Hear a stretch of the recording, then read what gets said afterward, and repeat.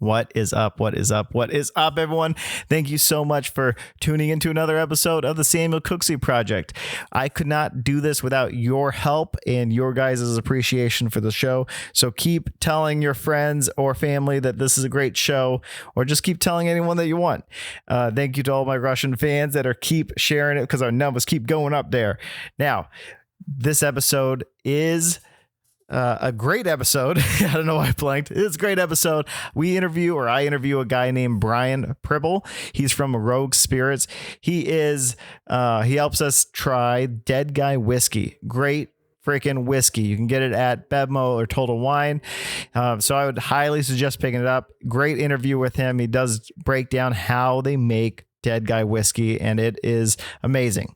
Now, first, it's just me and you, baby. We're going to talk a little bit, and then it switches gears to Eli interviewing a famous comedian from Transylvania named Joe, last name Cula. He specializes, weirdly enough, in children comedy. So if you didn't hear about him, it's probably because you're not a child.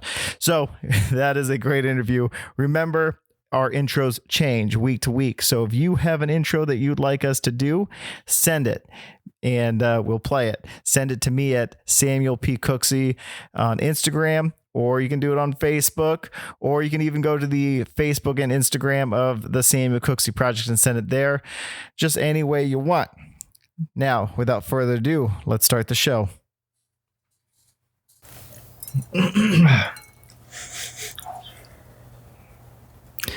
I am Joe Cula. Well, it's so nice to have you here. And let me repeat this. Joe Cula.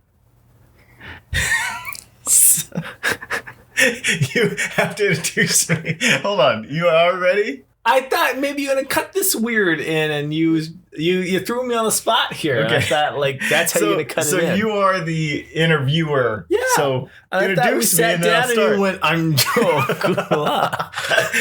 Okay, I didn't know, so I need to start. Hey, do you have a podcast name? I mean, an interview name for this segment? Should I have some kind of thank you for joining us on blah, blah, blah.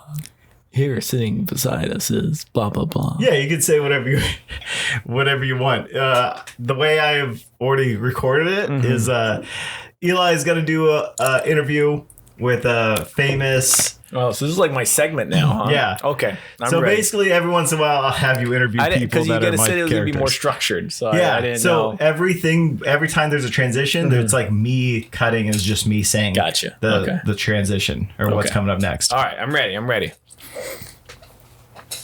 You gonna do the clap thing or what?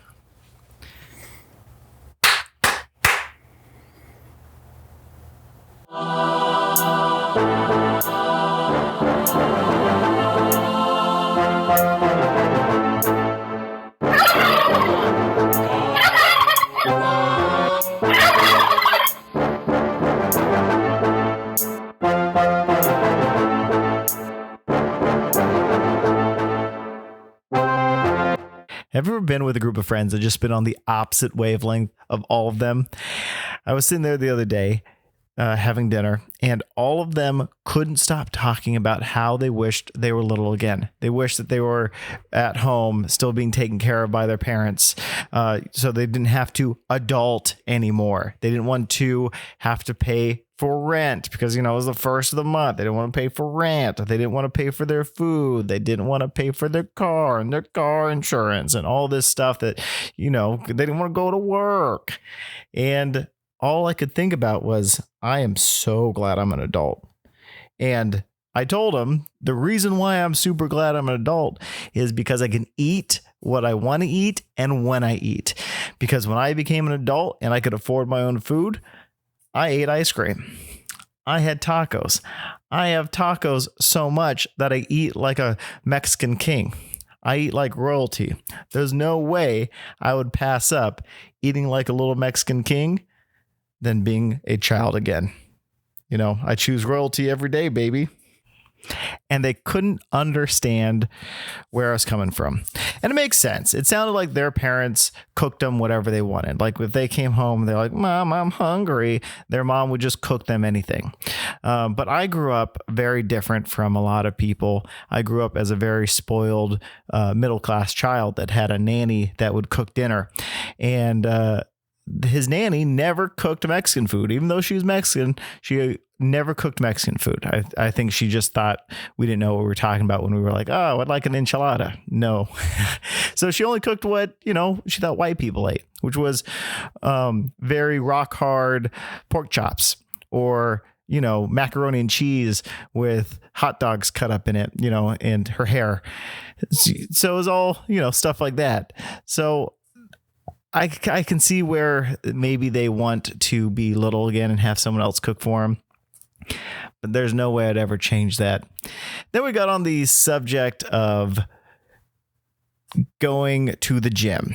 And my first thought, because I've been going to the gym and now I'm going on a completely different tangent here. But the other day I was at the gym and there was just so many people because it's the beginning of the year and it's just jam packed. But my favorite part is I was kind of looking around. Everyone that's there is miserable. One, they don't normally go to the gym. The people that go to the gym look happy. They're kind of walking around. They're chit-chatting with their people that they normally chit-chat with, and they lift weights. But all these new people go to the gym and they look miserable. They're trying to do cardio, but they're sweating nonstop and they look like they would rather die than continue, but they're really pushing themselves because you've got to be goal oriented. And there's people like lifting weights and you have all these people just doing their best. And I put on my headphones and then all of a sudden, my phone decided that, I should get pumped up for the gym and it started playing this song.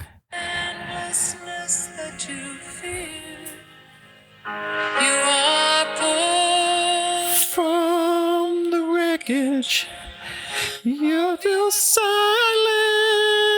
reverie in the arms of... Like we were in some commercial where if you just gave $3, you could save these poor people from having to suffer at the gym anymore.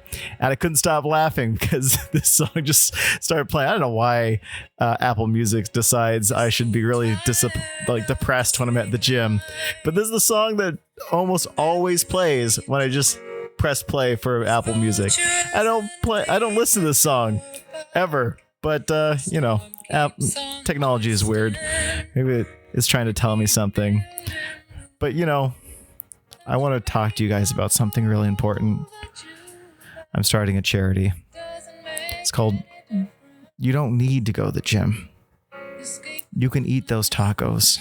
You can eat that ice cream. You're an adult. Think of some kind of ethnicity.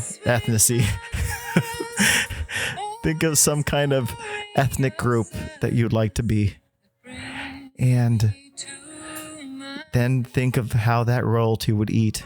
And eat like that royalty. And out of all the ethnicities, I choose to be Mexican. Because they have the best freaking food ever. Tacos, enchiladas, salsa. Well, salsa is definitely the curse of the white man because that's why Mexican food always provides free chips and salsa. But, and tacos. And you don't have to eat it for just dinner or lunch. You can have this for breakfast. You just put some eggs and sausage in it because tortillas are delicious. And if you let a tortilla sit out and dry, that becomes a chip. Now you guys understand. But I digress. And just for $3 a day, you can save all these people. You can have them cancel their gym membership. You can give them a taco and they can be free. They can be free to be happy in 2020. Thank you.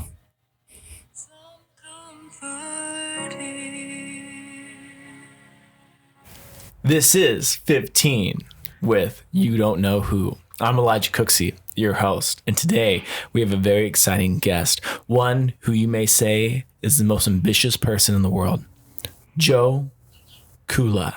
It's actually Joe. Last name Cula. Exactly. Cula. It is Transylvanian. I'm big in Transylvania. We know. That's why you're Do here. we know? I don't think the audience here has ever heard of Joe. Last name Cula. Then I don't think you're very big. Only in Transylvania, my friend.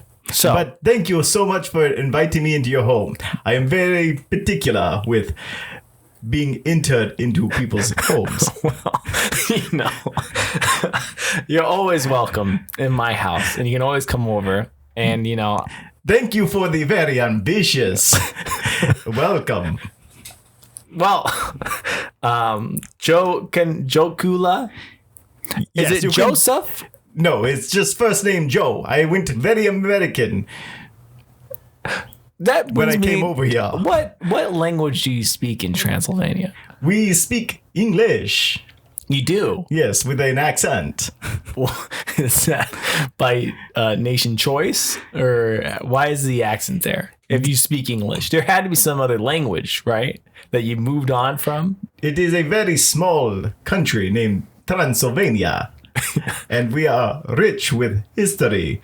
That is true. Rich with the history and a fascination by the media in form of movies and stories, right? You have a lot of,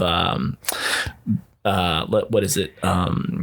Name a movie that you may have heard from Transylvania. What's the big one from Transylvania? Werewolves, right? Werewolves in Transylvania. That's Never the big heard one. of them. Oh, no.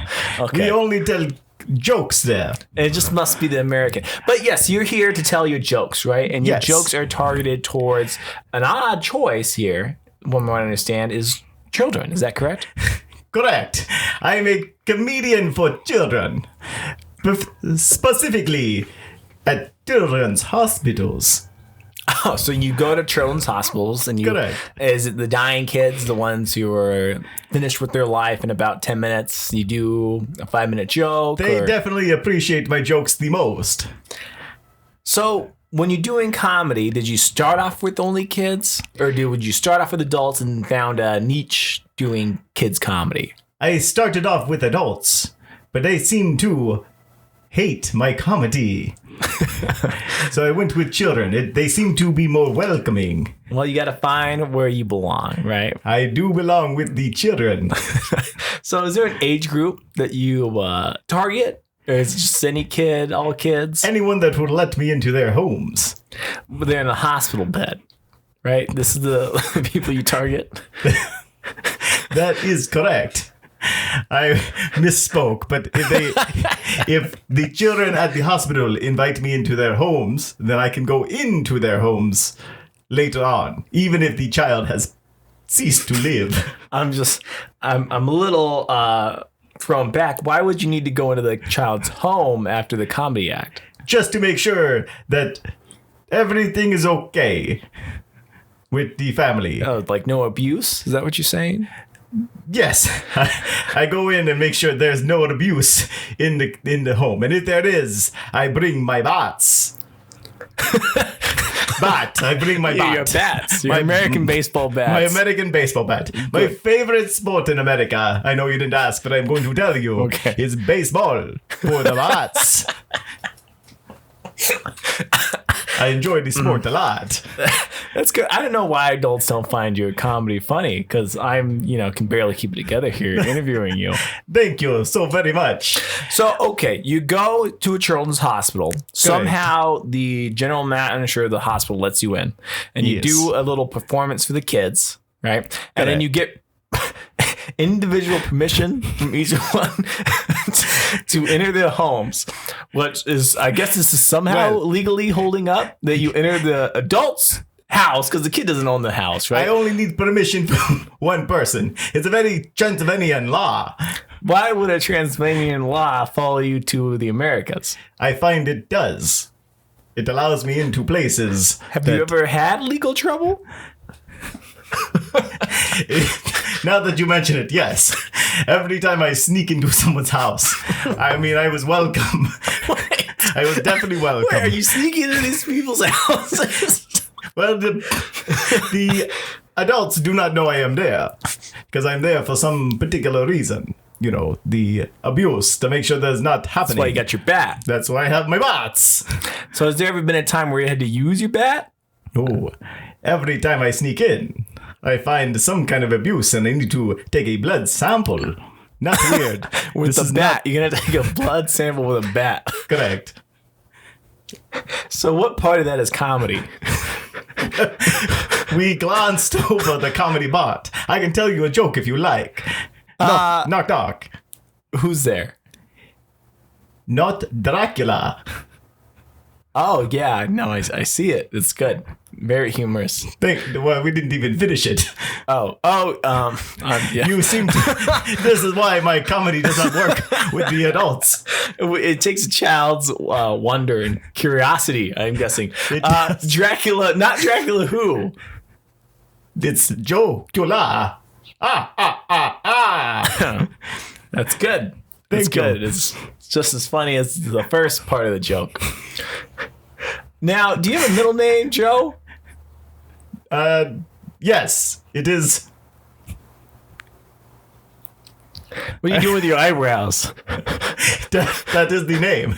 I wiggle my eyebrows. It is the middle name of the Transylvanian. Facial middle name. Correct. It's hard to read on the passport when I came over. Can I call you Mr. Cula? You could call me Mr. Cula. It's an old family name. How do you go by with the kids? What do the kids? Because I know kids, they have a hard time with these big names. That's why I go by Joe. Just Joe. Joe. You never say your last name to them. Never. Some kids get scared when they hear the Cula because they think of things like Transylvania and how funny everyone else is. People die from laughter in Transylvania. You did not know that part of history? I just knew the werewolves. That was it. Nothing else. I think you're confused. England has the werewolves. Transylvania has the comedians. Oh. Well, that's why you hear we're learning so much from you, Joe. I told you I have a rich history in Transylvania. So how did you afford your trip to America? Well, I once was a very powerful comedian. Yes, comedian. You once were a powerful comedian. In Transylvania. Did you have a problem with the law there and breaking and entering? Yes, a douchebag named Van Helsing came and took all my comedic power. That guy is a very big douchebag. Well, be careful. We might have kids listening to this. If you do kids comedy, you should know. Be careful with the words you use, right, Joe? You are correct. I'm glad we agree. So Van Helsing, kids out there, he must not be that bad of a guy, right, Joe? Van Helsing is a horrible man. No. If you see him, you need to run. He brings equipment like steaks. They are always provided medium rare. Does he salt his steaks? No, that's why you need to run. They are horrible tasting steaks. Oh, wow. That's no good. I did want to thank you for meeting me at night. I do have a very weird skin condition. I'm looking at you, and it's kind of hard to take in the paleness of your general disposition. being. Yeah, everything kind of looks like cottage cheese. Not to be offensive, but that is what my mother always called me. Cottage cheese boy. Come here, cottage cheese boy. Tell me another joke. We need to make you famous in America. Was there any abuse at home? Is this why you take it upon yourself as a mission to help kids who are dying with family abuse? Correct. Oh, that's very noble of you. Thank you. I've taken this very seriously. I sneak into people's homes. So, if you have a skin condition, yes, and it's hard to go out in the sun, from what you told me, yes, right? I only go out must at be night. terrible. I get really so bad. When do you sleep, and how is your sleeping arrangement? Well, great question that I would like to not answer on this podcast. But since you are pressuring me and you seem such a nice guy, okay, I will tell you. I'm very honored. I sleep during the day, arms across my chest. Okay. Deep breathing in through my nose and out through my mouth.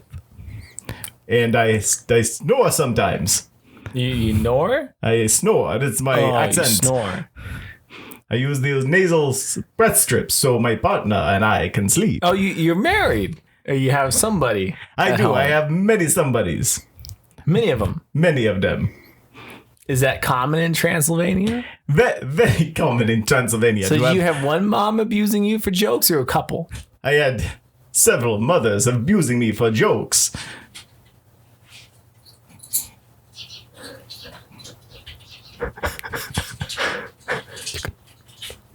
Well, it's been great, Joe. And we would really love to have you back on again. I would love to be on. I think the more time you're here and the less time you're in our hospitals. Giving joy to the children. Yes. But, here you have outreach to the children and maybe their parents and maybe even some of the officials of the United States to really hear your message and hear what you do. And I think it's important to be here. It's important to not tell the officials. What officials? What officials you don't want to tell? I want to not tell any officials that I am here. Here where? In America? In America. Did you come here illegally? I unfortunately had to sneak over. Did a child invite you to America before you came? I needed to get permission. It is very serious offense in Transylvania to enter someone's domain without being invited first. So who invited you over to America? That is a good question. Next time on 15 Minutes with You Don't Know Who. This has been a great time. I'm Elijah Cooksey, and we look forward to having you listen again. Thank you, everyone. Invite me into your homes. Hey, everyone. This is your favorite segment. Of course, it is the drinking part of our podcast. Today, our special guest is Brian Pribyl. I said that right, correct? Yep, that's correct. Okay, perfect. And Brian works for Rogue Spirits. And he's just going to kind of walk us through everything about Rogue. And then we're going to, at the end, we are going to try Rogue Spirits, the Dead Guy Whiskey. So, Brian, tell us a little bit about Rogue. So Rogue's a company that's been around. We've been making spirits for about 16 years now. We're one of the older craft distilleries in Oregon. We're also one of those little hidden gems. Not very many people know that Rogue actually makes spirits, let alone makes whiskey. So we're kind of a hidden gem within the industry. So kind of our mantra, our motto is kind of made for the curious. We're always following that question of what if. Mm-hmm. That being said, what if we tried making our own barrels? So beyond being a world-class brewery, world-class distillery, we also have an in-house cooperage. So we make our own barrels. Oh, nice. Yeah.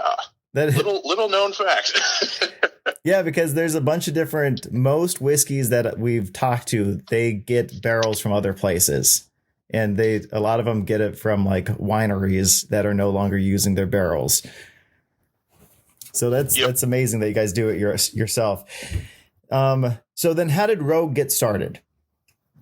So Rogue we started back in late 90s. Jack Joyce, our founder, started the idea of what it would take to basically start a brewery. So started out in Ashland, Oregon. Actually had a flood out there. We had to relocate it out to Newport. So we've been brewing in Newport, Oregon for 30 plus years now. 2003, 2004, coming up on 16 years now. We actually started the spirit side of things. Opened up our little house, our tasting room, House of Spirits in Newport, and then put in a little 150-gallon pot still and start the process. So we've been in operation about 16 years for the spirit side of things, and over 30 years for the brewery. Do you guys only do small batches with your spirits? Well, back in 2012, 2013, we expanded out our distillery a little bit. We picked up a 500-gallon pot still. So in terms of batch sizes, we are kind of a pebble in the pond compared to like Jack Daniel's, Heaven Hill Wild Turkey. We're a larger craft distillery, but a very, very small distillery on the grand scheme. Okay. And then what would you say that makes Rogue different from other kind of distilleries or whiskeys? So we try to keep everything in-house best we can. So whether that be growing our own ingredients on our farm in Independence, being able to brew everything in-house. One of the nice things that I have is being able to go next door to the brewery, talk with Joel, our brewmaster, and basically look at formulations for different mash bills, and then tie that in for the cooperage, being able to go over, talk with Nate, our head cooper, and basically say, hey, what if we, tried this specialty wood last week or a couple weeks back? He made up a barrel of cherry wood. So what happens if we do a finish in cherry wood? So it's one of the things that makes Rogue special is just that we have the ability and we have the, have the luck, as it were, to be able to pursue that curiosity. So.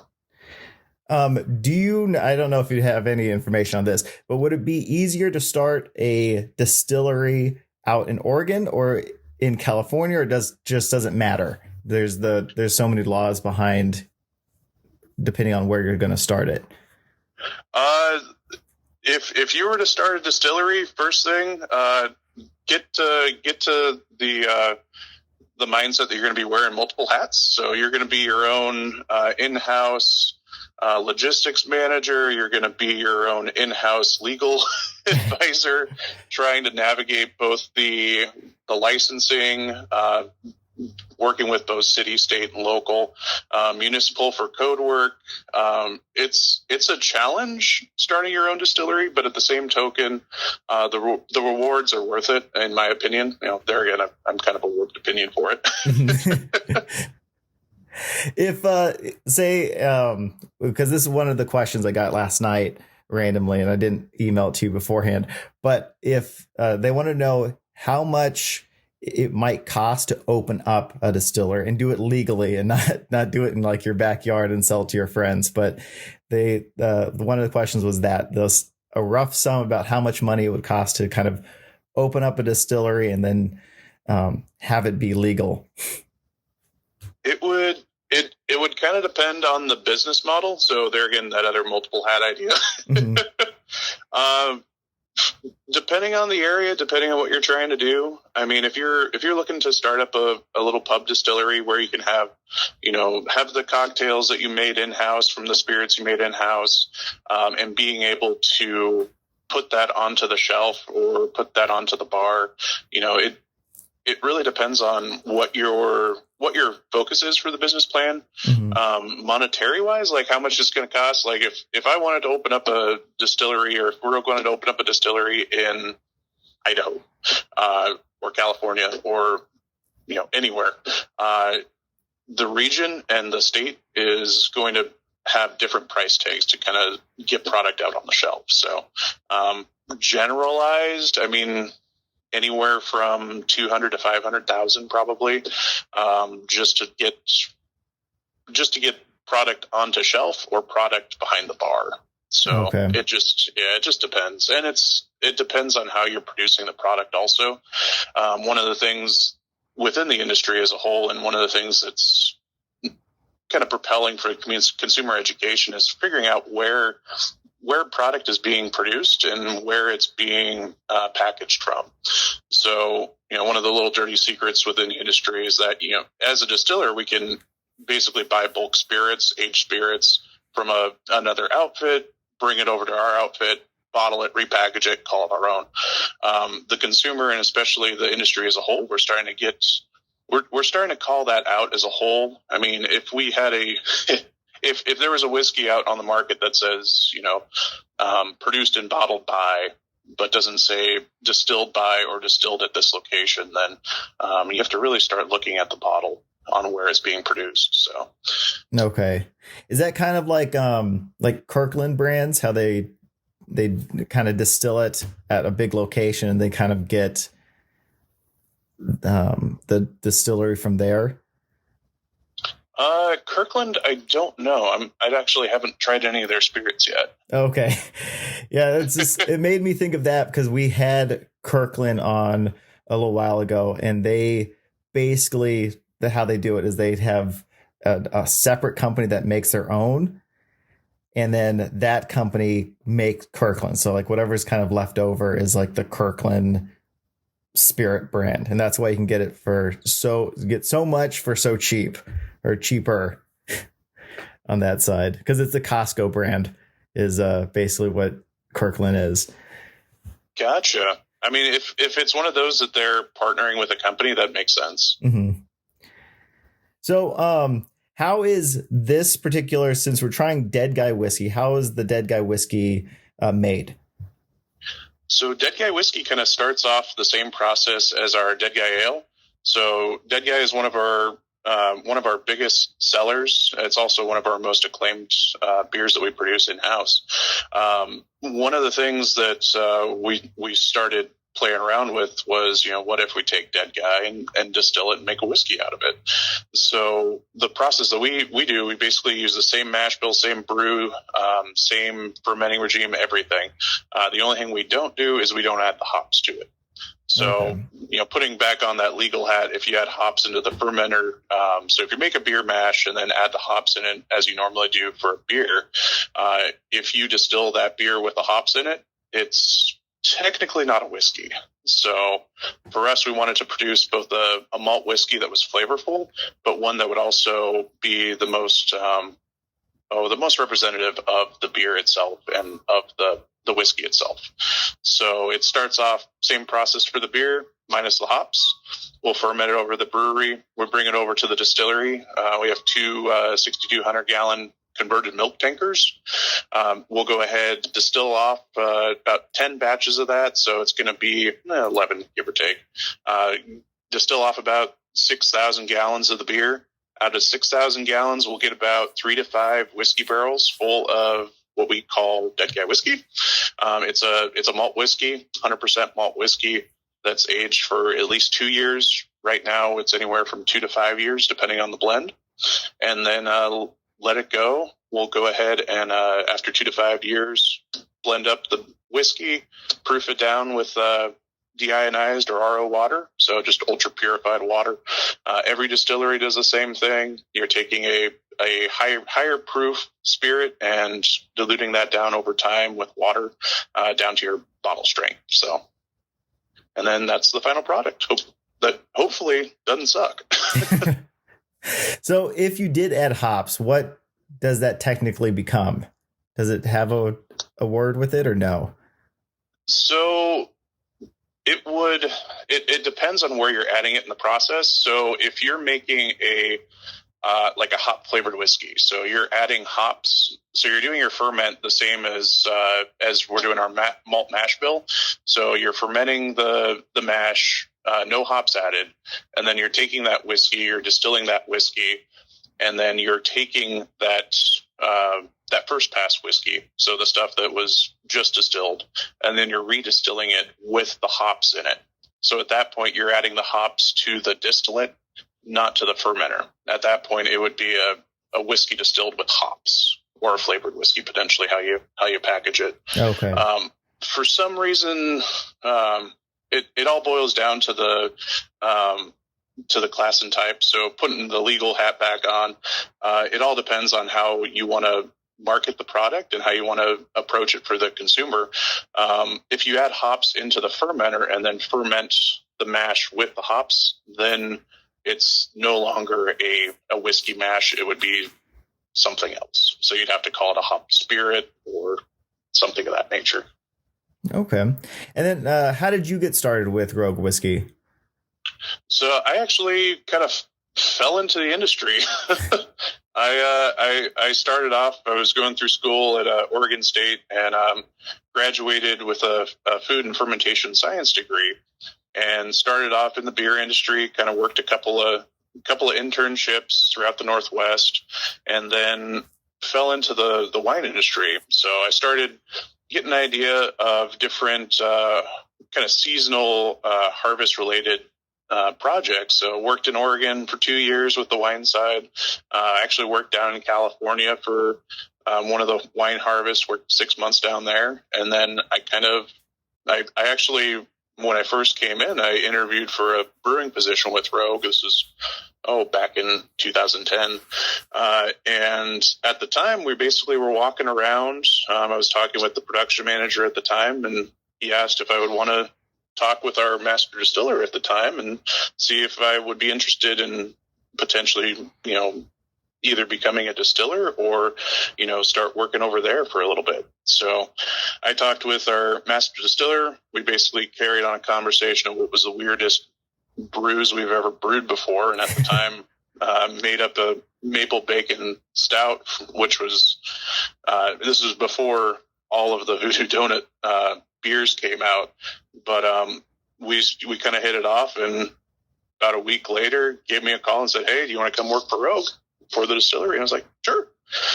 So I kind of fell into the industry and haven't looked back since. That's cool. How did your maple bacon stout taste? I like maple and bacon for breakfast, not so much for beer. Yeah, all the different flavors that are always coming out right now is I kind of I feel like I'm a traditionalist when it comes to like the whiskeys, because I don't like the weird flavored whiskeys that are all the rage right now. Yep, it's an interesting time. We're seeing the breadth of a whole bunch of different products coming and hitting the shelves. So, canned cocktails are the next thing that are kind of hitting right now, and actually showing really good promise. We were actually surprised at the responses we've been getting so far from them. So, we'll nice. Kind of see. Yeah. So a long time ago, you guys used to do your bottling with the little pop bottle, right? Yeah. We used to use the swing top beer bottles. Because I remember, oh man, it had to be back in college when I bought one and had the bottle. And I used that bottle just for filling up with water after I was done with the whiskey for a while. I thought those bottles were cool. What made you change the bottle type? So those bottle types, for the longest time, we've been we've had the nice little notion of trying to make aged whiskey for a period of 1 month and 3 months. So the swing top bottle that you picked up was probably one of those 1 month or 3 month aged whiskeys. Mm-hmm. Since then, we've gone another route and wanted to get something a little more traditional. So getting to that 2 to 5 year, we're getting into longer age statements for all of our whiskey products, but then we're also looking at kind of the long-term planning for a maturation program as a whole. So we wanted to have something that we wanted to have a package. We wanted to have a finished-looking product for the consumer that reflected where the product is and where we're kind of propelling our maturation program as a whole. The swing top bottles were great for the product that we had at the time. We had a lot of pushback from consumers in that, it was a beer bottle looking whiskey bottle that could have used some refreshers. So a couple years back, we started playing around with repackaging or packaging designs, and kind of fell on the bottle that you have right now. So with the dead guy topper, or hopefully, no, the dead guy topper is really cool, because that's I was looking at that the other day. Who came up with the logo for it? Oh gosh. I want to say that I honestly don't know. I think it was anytime we do a packaging redesign, it's kind of a team effort for everybody. Mm-hmm. So I can't pick out one person. I think it was a kind of a joint effort for everybody. And then is the hat that the dead guy's wearing, is that a hop? Or what is the hat that he's... It's probably not in front of you, right? So you don't know exactly what I'm talking about. I don't know exactly. Okay. To me, it looks like maybe a hop, but you can always come back to me later with it. So what are some of since we kind of got on the the topic of the like small batches that were only like a month, what made you guys change? Just you wanted to go, was the whiskey tasting better when you had it distill or like sit there for a lot longer? It was the product quality, at least what we were seeing. The longer we let it age out, the more positive we were seeing it from a quality standpoint. So for us being a predominantly malt whiskey distillery, we wanted to see something. We wanted to see our maturation program go towards a longer age statement for product going into bottle. So with the Dead Guy whiskey, it's kind of our flagship whiskey. It's a 2-year whiskey. The latest blend was kind of a blend of different barrels from 2 to 5 years. We wanted to have something that would kind of press towards a longer age statement. We wanted to have something that would, we wanted to have our whiskey showcase some of those aspects of it. So we wanted to have the quality, where we were seeing quality going towards, we wanted to have the final product to actually reflect that as well. So we got away from the 1 month and 3 month and slowly started getting to where we're at right now.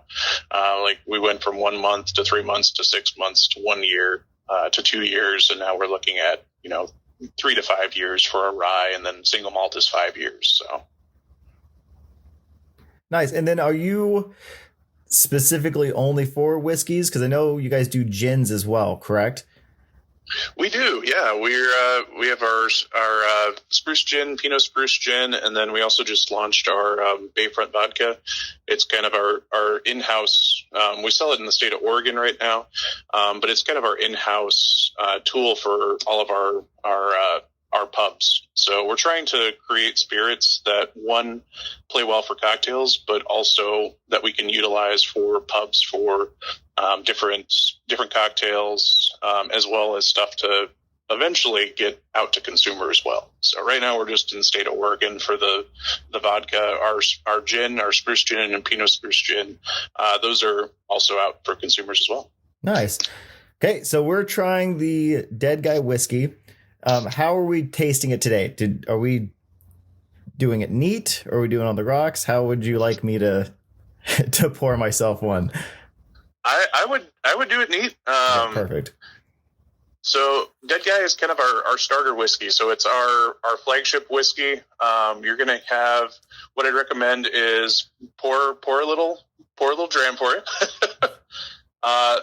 Kind of swirl it around the glass a little bit and take a quick nose on it. So what I typically do is I'll pour myself a drink or pour myself the whiskey, and then I'm going to breathe in through my nose but leave my mouth open. So you're letting kind of that heavy ethanol burn die off a little bit. So you're getting those nose and aromas. So you get kind of that vanilla, chocolate, coffee, caramel notes, caramel from the barrel.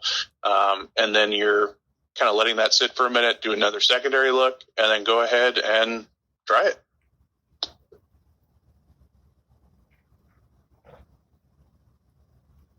Yeah, it's very good. It smells really good too. When you're telling me to keep my mouth open to smell it, it definitely smells really good. You can really smell everything that you're talking about. Kind of like Sweet. that caramel smell to it. So yeah, you should be getting those caramel toffees, kind of those cooked baked sugar notes. For us, we're using a number 3 char New American Oak barrel. So you're getting those vanilla notes. You're getting those grain characteristics from the malt itself, specifically from like the C15 and the Munich and the 2-row. Those base malts that we're using really lend themselves to the finished whiskey. And then if you're going to, whiskey goes good with everything, but what would you pair this whiskey up with? Oh, this would be a good one for if it's a nice day out, throw it on the barbecue, not throw the whiskey on the barbecue. You can try that, but it might end poorly. It might catch on fire. Exactly. Don't catch your barbecue on fire. No, I would try pork chop or a little bit of chicken, throw it on the barbecue, nothing too crazy, little salt, pepper, little garlic pepper, and that with a little bit of cooked or sauteed asparagus, a little bit of bacon. It's great. It's always a good combination. And then for when we're tasting it, is there any notes that we're tasting or that we should be tasting afterwards? Like for an aftertaste? Usually get a little bit of kind of that coca, a little bit of that chocolate, or in some cases it's kind of the mocha sense to it. So it's not quite coffee, it's not quite chocolate. It's the mix in between, kind of those darker sweet notes to it. And then kind of a very mellow, like it's not much of a burn. It's just kind of a nice warming. Mm-hmm. Oh yeah, there's not a strong burn where you're like, geez, what I just drink. But no, it's a very good. So one more time, just so my listeners can understand from start to finish, go from what we're supposed to be smelling to the initial taste and then the aftertaste of what we're looking for when we go through each step. Yeah, so when you're looking at Dead Guy whiskey, you're looking for the malts that are prevalent for the mash going in. So you're looking for those grain characteristics, kind of that caramel, vanilla, very vanilla forward. You're getting that from the barrel itself. You're getting that from the malt as well. And then you're kind of finishing with that coffee, cocoa, chocolate aromas to it. And that's going to be kind of those darker, that Munich and the C15 malts, really showing themselves nicely. And then you taste it, you get those sweet notes to it, and then it finishes with a little vanilla, a little bit of chocolate, and then over about 8-10 seconds, it just smooths out. You get a nice smooth finish, and not a whole lot of burn. Easy sipping whiskey. It definitely is. So for this whiskey, has it won any awards, or any of your whiskeys won awards? We've actually been doing pretty well. For Dead Guy, we've gotten a lot of good consumer responses back. Gold for LA International Spirits Competition. Nice. We were actually pretty surprised. The International Whiskey Competition gave us Best Oregon Whiskey, we were not anticipating that. And then we also started playing around with a stouted whiskey as well. So it's a kind of a secondary look for Dead Guy whiskey, where we do a secondary age for the whiskey in stouted beer barrels from the barrels that we're producing in-house. And I think that's kind of the next stage for Dead Guy that we've seen. That one, we've had a really, really positive response from both the industry and consumer as a whole, to the tune of World Spirits Competition. San Francisco was super excited. We got best class for that one, double gold for it. It's a lot more positive responses than we were kind of anticipating. It kind of blew us away. Nice. How fun are these competitions when you go? Is it just going around trying everyone's spirits?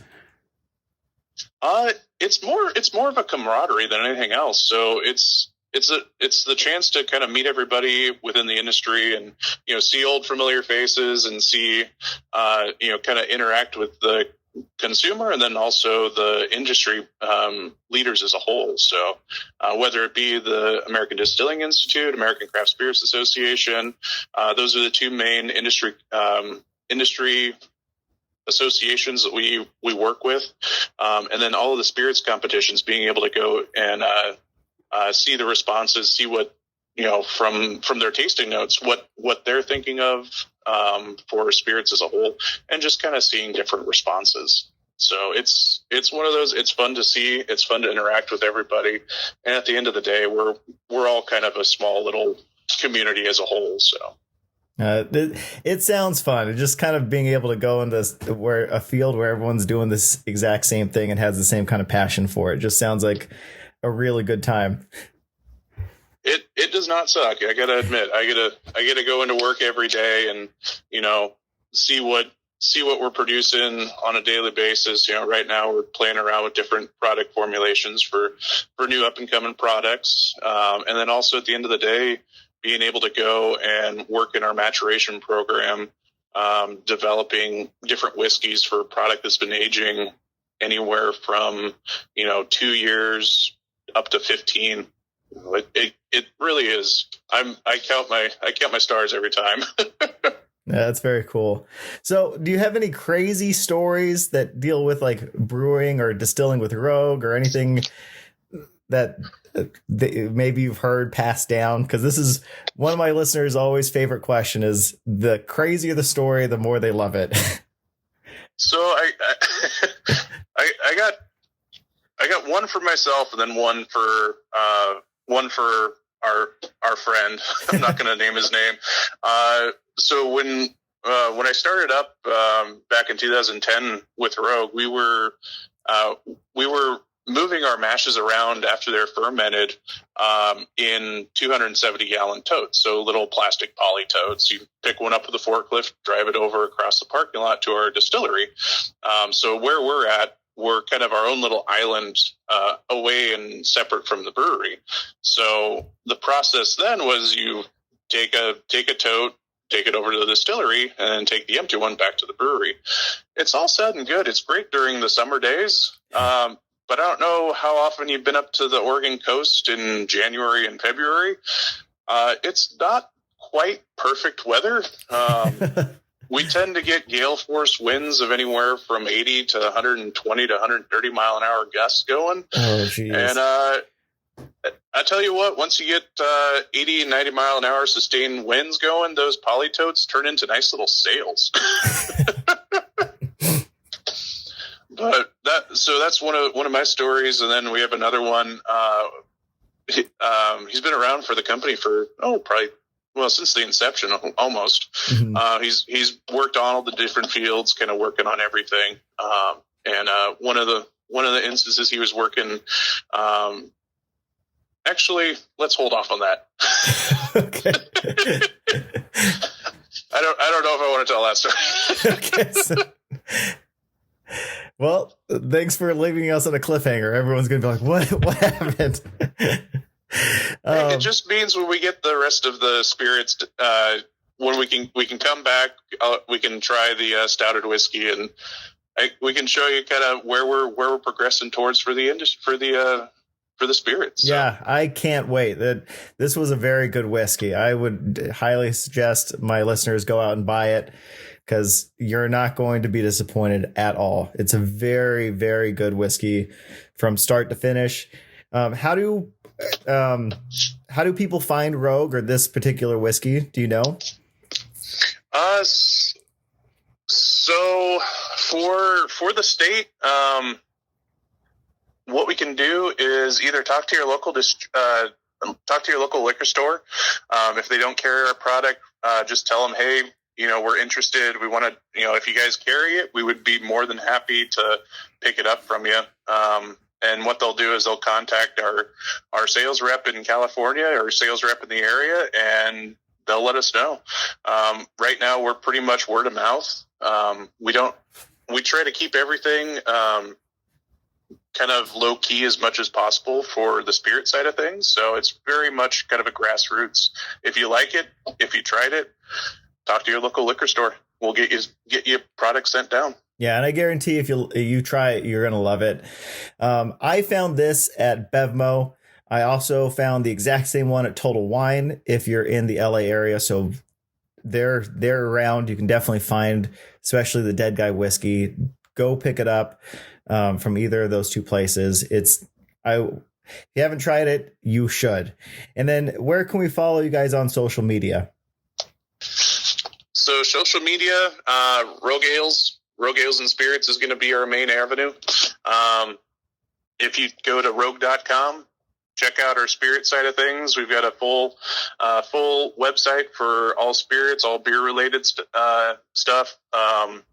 If you're interested in knowing more about the story, just go ahead, track us down. We have our own tasting room in Newport. If you guys are super interested, come on down. We're open Friday through Sunday. Otherwise, just ask around. Do you guys have a tasting room in Santa Barbara? We do not, I don't believe. Okay. For some reason, someone told me they did. And I was like, I've been to Santa Barbara so many times. I have not seen it. So just wanted to ask. That would be, not a bad idea. Well, Brian, thank you so much for your time. Thank you for walking us through the evolution of Rogue and the Dead Guy Whiskey. Anything else you want to add before we end this segment? Not that I can think of. Right now, we're kind of in the middle of a couple of different legislative agendas trying to get our continuing resolution for the craft beverage modernization act. We're trying to get that through both the Senate and the House, but I just got word this morning that we are we're getting that bill pushed through, at least for the House right now. So nice. For those of you that might not know, is that after the first of the year, if we don't see it pass it seeing it passed, we're actually going to be taxed about 400% more of what we are right now. So oh geez, why? What's the reasoning behind being taxed that much higher? So 2017, we got legislation through. It was a bipartisan measure for both the Senate and House that reduced our excise tax, federal excise tax, from what was $13.50 down to $2.70. That had a 2-year temporary or 2-year test, basically, and the 2 years were up. We're hoping that it would be a permanent fix, but it kept on getting pushed back. It was kind of slow walk throughout the process, and this being the end of the year and kind of the end of the legislative agenda for 2019, we're hoping that it gets passed. But right now for us, it's a kind of nail biter. End of the day. So call your local reps, call your local congressional representatives, and just say, hey, what's going on? When's this getting passed? Yeah, no, I feel you. I run a small lifeguard business out here in LA, and getting taxed is just one of the worst things, because there's so much money that just kind of leaves you, and you're like, I could have either hired someone else or grown or done anything else than just had this money disappear. Oh, I understand being taxed, and we all need to, but there's a certain point where it's almost too high. Especially when it stops your growth of a company. Yeah. Unfortunately, so with the distillery side of things, also we've seen a lot more craft distilleries opening up over the last 5 years. It's kind of we're still in our kind of younger infancy for the industry as a whole, even though we've been around for 30 plus years.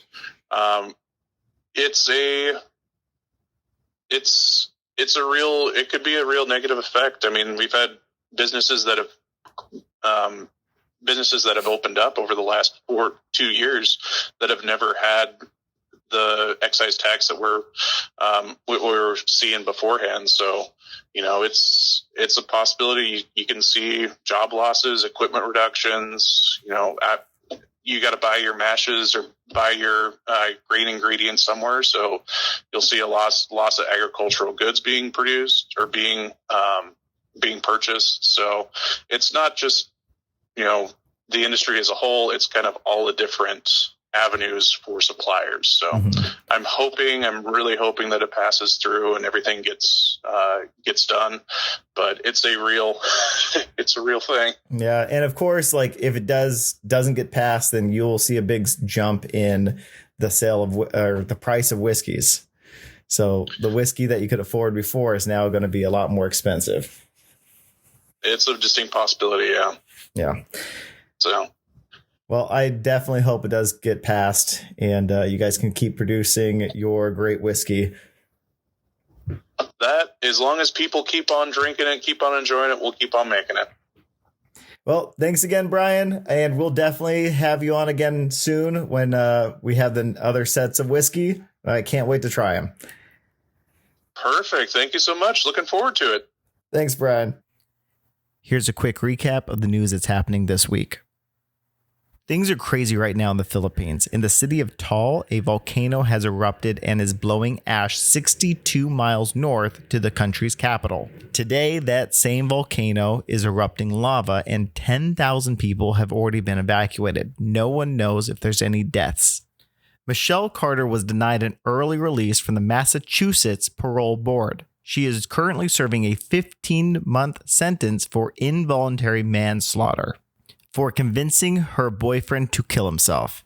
Wildlife officials have dropped thousands of pounds of vegetables for starving animals that are affected by the bushfires in Australia.